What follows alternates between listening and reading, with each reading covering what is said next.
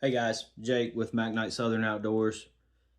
The all the hoopla in the videos and the conversation around the recent DOJ lack of action, I guess, and now that the court decision has been upheld for regarding the SBRs and the suppressors, I wanted to talk about Mississippi because there's a lot of people that are confused, and some people are seeing the truth, and some people don't understand, but as it sits right now, nothing has changed for Mississippi. You will still have to buy your suppressor the same way you always have been.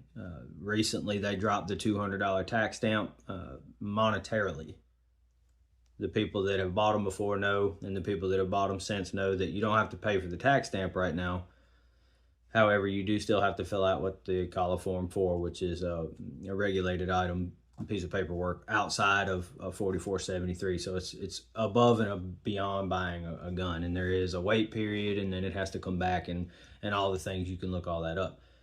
But to back up, Mississippi has not changed, and the reason being is Mississippi sees suppressors and SBRs as being legally tied to the federal NFA. We are one of the states, unfortunately, they decided to word their laws that way. So until the state of Mississippi and our politicians do something to change the wordage of how we have those gun laws written, it's piggybacking off the current NFA regulations.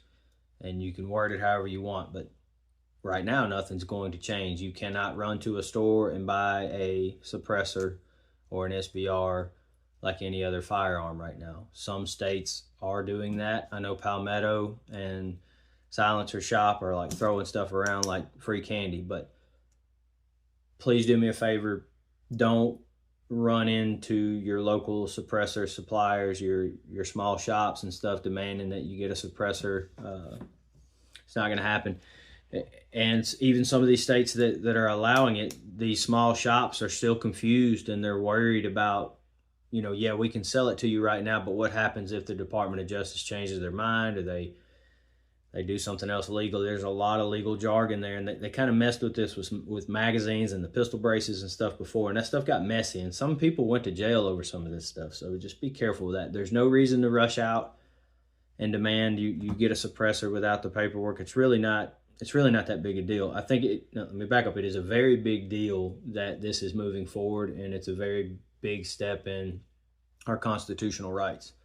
But just stay calm, wait to see what Mississippi does with this, and if they back off on their wordage and the way they write their gun laws for the state, that could change overnight.